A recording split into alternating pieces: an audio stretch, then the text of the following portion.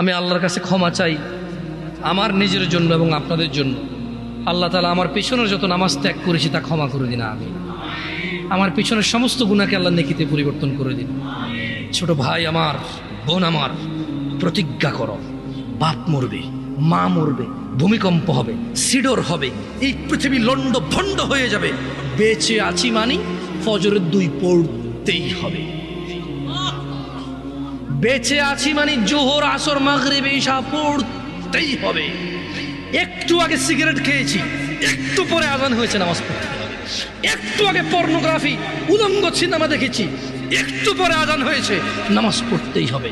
ঘুমের মধ্যে কাপড় চোপড় নষ্ট হয়েছে, মা জানে, বাপ জানে, ভাবি জানে, বোন জানে, সবাই জানে। এখন গোসল করলে সবাই বুঝবে কেন গোসল করছো। সবাই বুঝলে বুঝুক, না বুঝলে নাই। আরে বুঝলেই কি না বুঝলেই কি, আমার কাপড় নষ্ট হয়েছে, গোসল আমার ফরজ হয়েছে, আমি গোসল করবো, নামাজ পড়ব।